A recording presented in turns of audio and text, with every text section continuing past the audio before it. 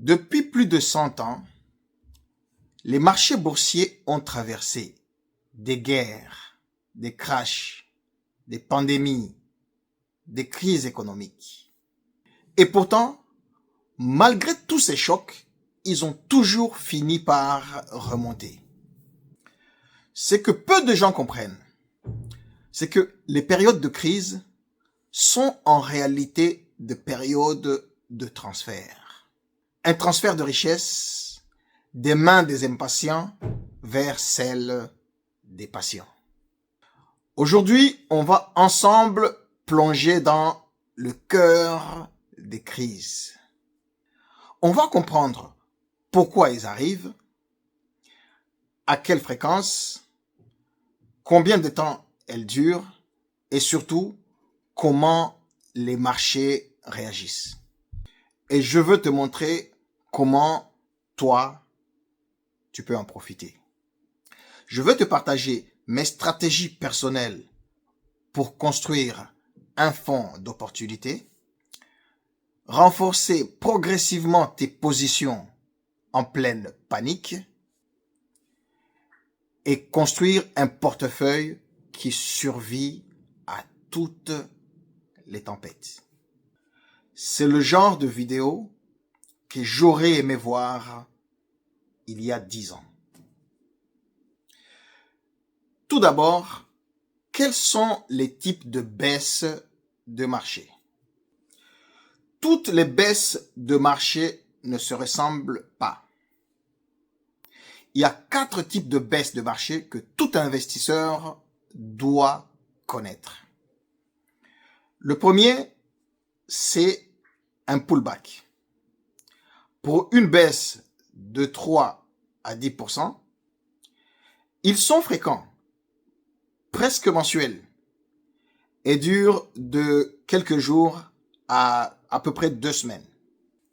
Le deuxième, c'est la correction. C'est une baisse de 10 à 20%.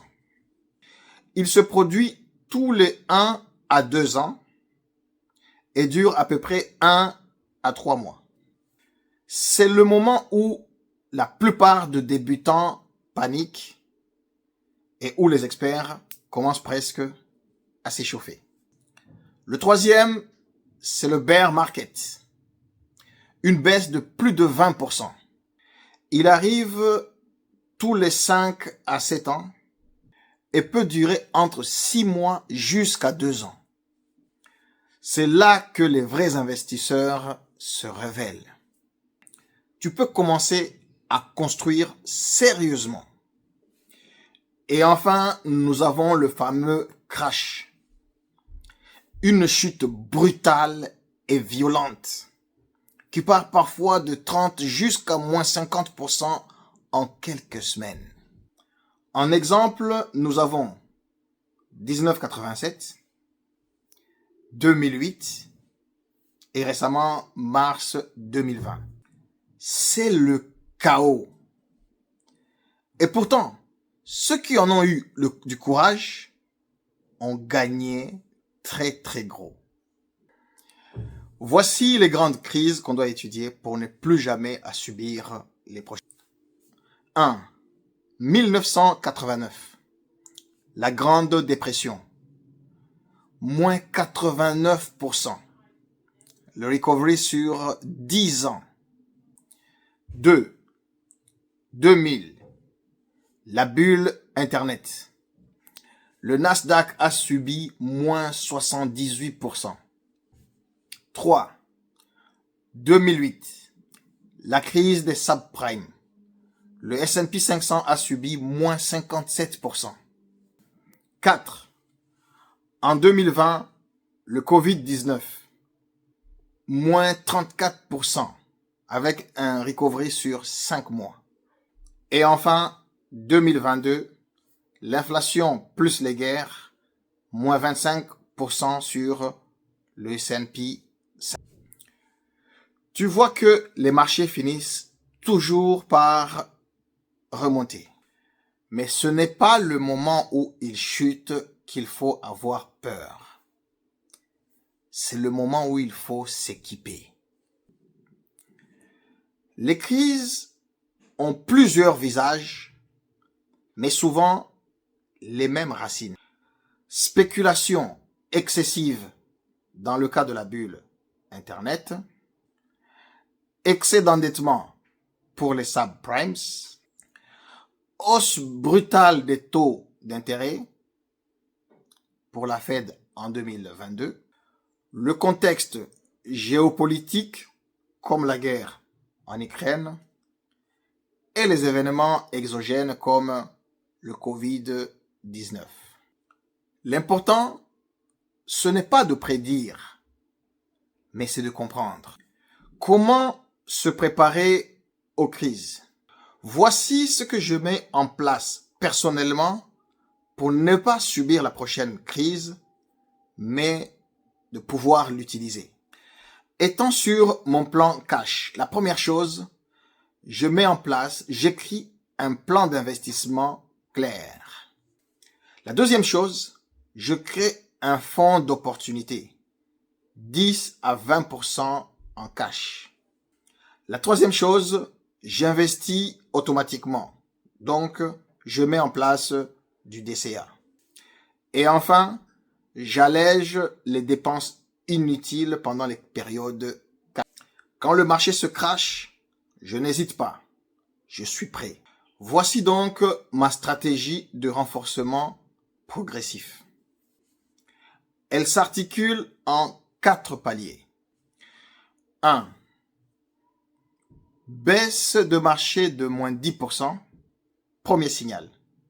J'investis automatiquement 20% de mon cash disponible. Deuxième palier. Baisse de marché de 20%.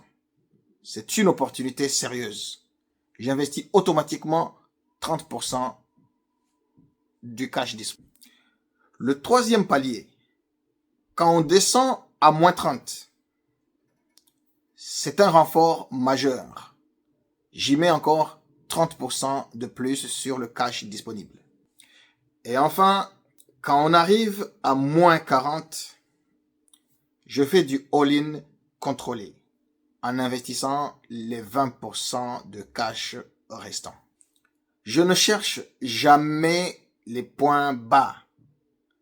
Je cherche les meilleures zones. Il faut maîtriser ton mental. Tu peux avoir le meilleur portefeuille du monde.